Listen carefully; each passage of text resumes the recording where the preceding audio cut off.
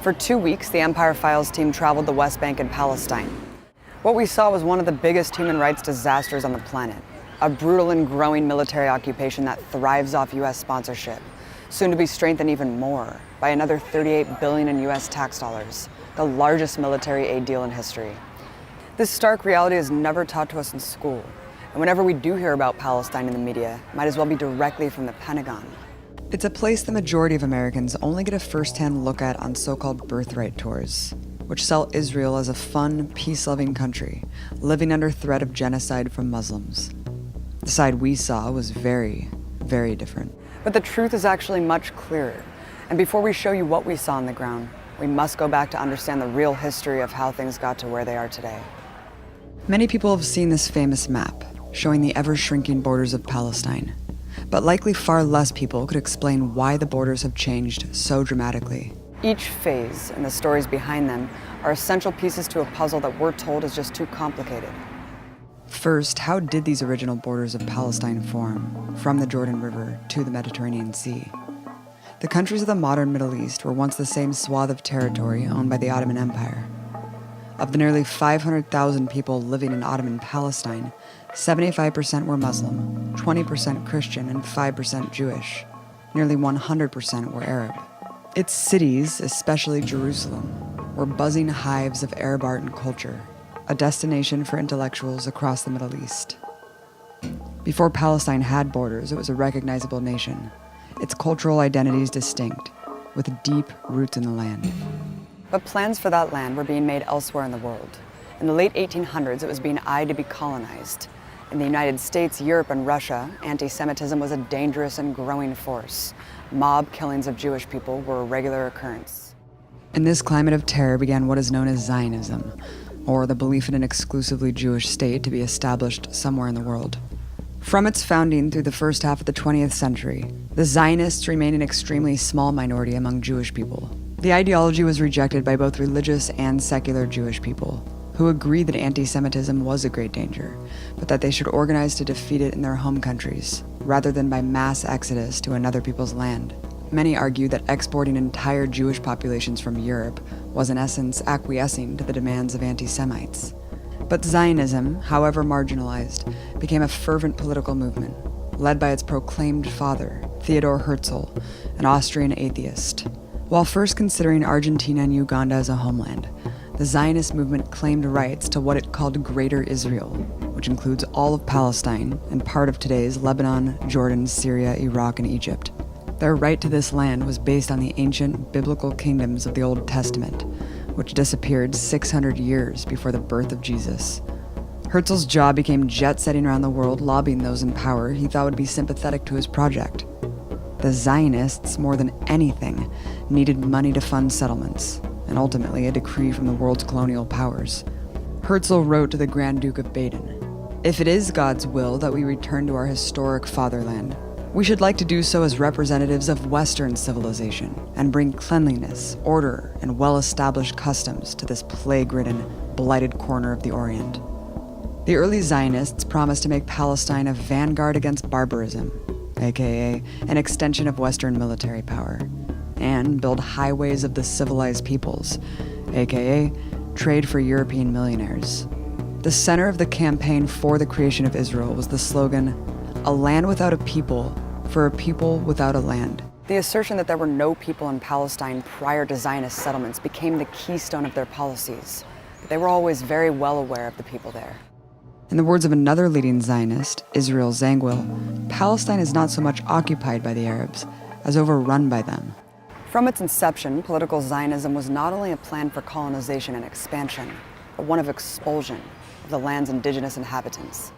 Much of historic Palestine was semi-feudal, with farmers living and working on land owned by wealthy individuals who lived far away and fancy cities of Syria and Jordan. Zionist settlers began purchasing this land in 1882. Many evicted its indigenous people to build the first settlements. Despite Jews, Muslims, and Christians living in relative harmony for thousands of years, this sprouted immediate tension and conflict.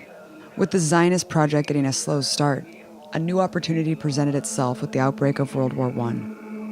Herzl and his partners knew the victors would be slicing up the colonies of the losers, which included Palestine. Aristocrats from Great Britain, France, and Russia were secretly carving up the Middle East amongst themselves. The infamous Sykes-Picot Agreement drew new borders, creating Jordan, Lebanon, Syria, and the first formal borders of Palestine. It was put under British colonial control. Riots in Jerusalem protested the takeover by yet another empire. With Ottoman Palestine becoming British Mandate Palestine, the Zionist movement had won a major step.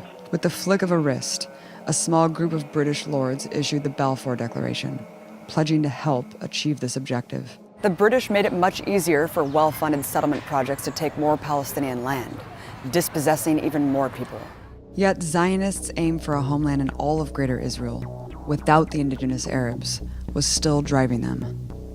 In 1919, a U.S. envoy reported, the Zionists looked forward to a practically complete dispossession of the present non-Jewish inhabitants of Palestine.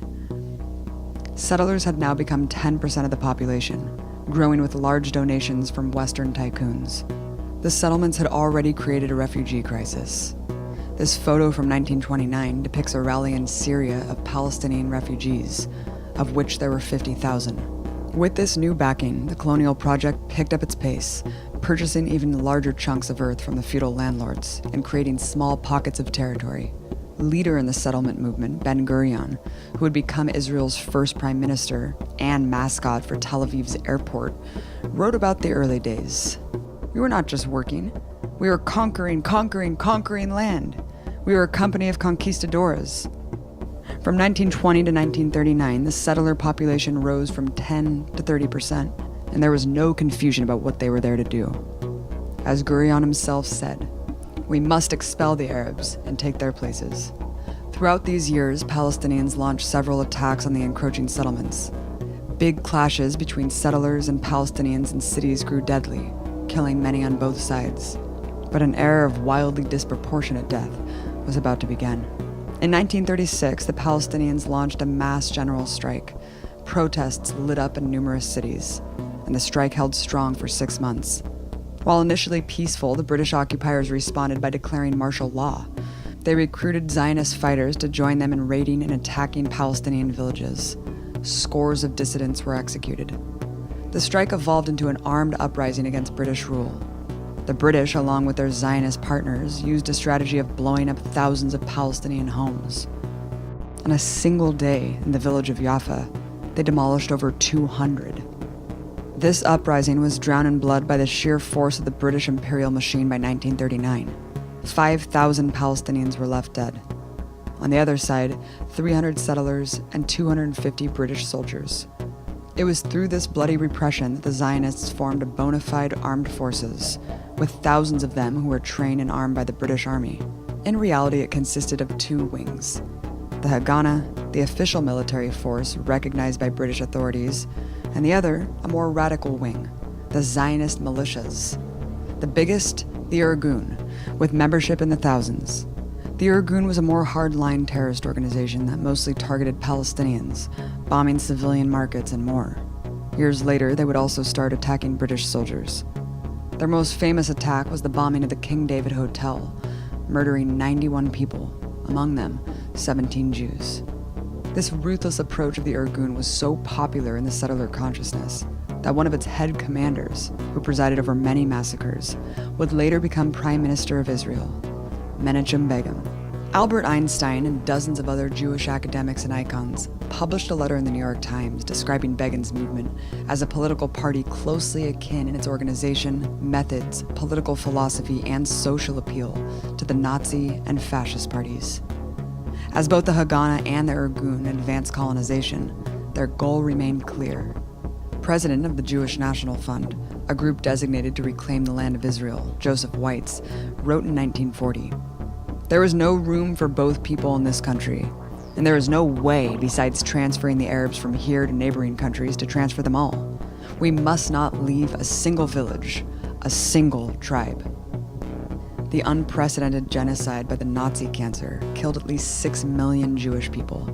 Millions more were exterminated for their nationality, for being gay, leftists, and more.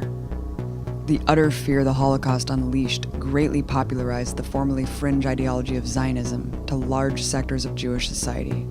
Finally, in 1947, the 70-year-long lobbying campaign to be granted a formal state came to fruition.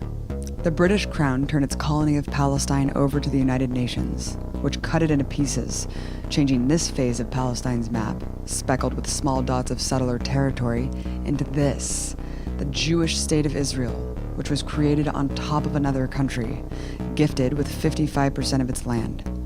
Palestine was cut into 3 separate parts, and the capital of Jerusalem, the center of Palestinian life, became a UN-controlled international zone.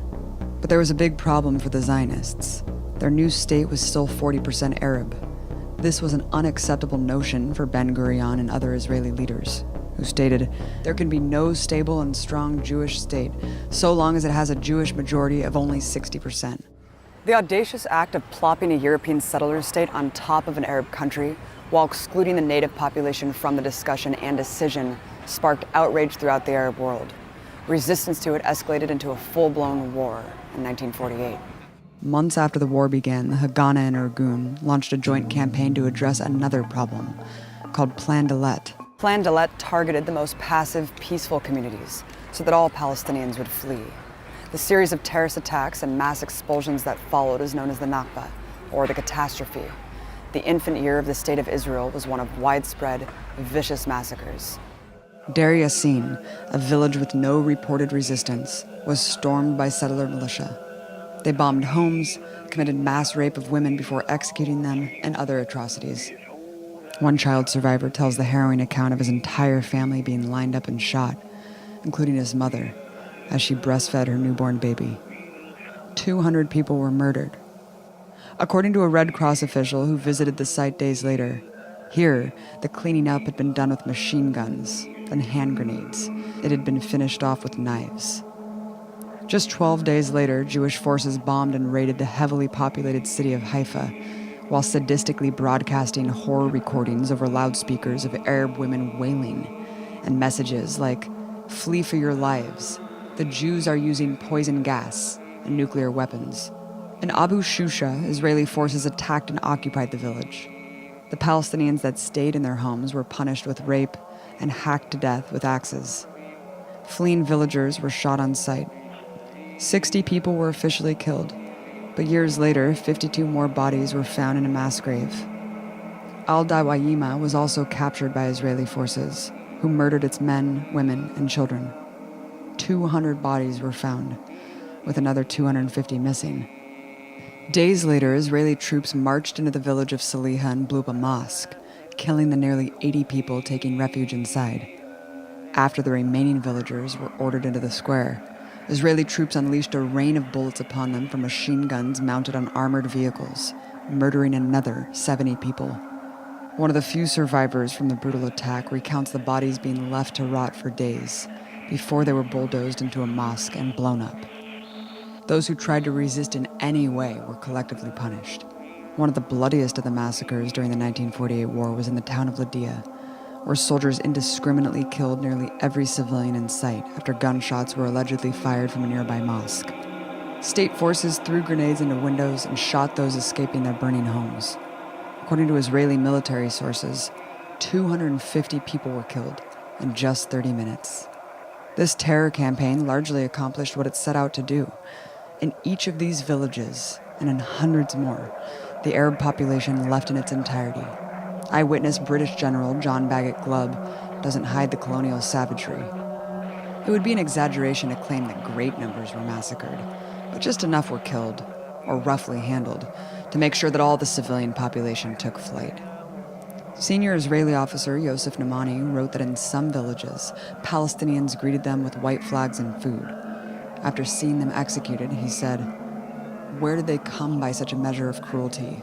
Like Nazis?" Is there no more humane way of expelling the inhabitants than such methods? Nearly 800,000 fled their homes in this barrage of violence, more than half of the Arab population in all of Palestine, and 80% of the Palestinians within the new Israel. They were forced into other countries and packed in refugee camps. A shocking 500 Palestinian towns and villages were ethnically cleansed and razed to the ground. The rubble would be the foundation of the new Israeli settlements. Moshe Dayan, a military commander in the 1948 war and national icon, stated, "Jewish villages were built in the place of Arab villages. You don't even know the names of these Arab villages, and I don't blame you, because the geography books no longer exist. Not only do the books not exist, the Arab villages aren't there either. There is not one single place built in this country that did not have a former Arab population." In this brutal rampage, the military already seized half of what had been allotted to the Palestinians. By the end of 1948, Zionists had conquered 78% of Palestine. The Palestinians now left with only 22%. While some in the Palestinian resistance carried out their own attacks on civilians during the war, nothing compared to the scale of Israeli crimes during the Nakba. And as Israeli historian Ilan Pappé explained, these acts took place in the context of an ethnic cleansing that carried with it atrocious acts of mass killing and butchering of thousands of Palestinians, who were killed ruthlessly and savagely by Israeli troops of all backgrounds, ranks, and ages.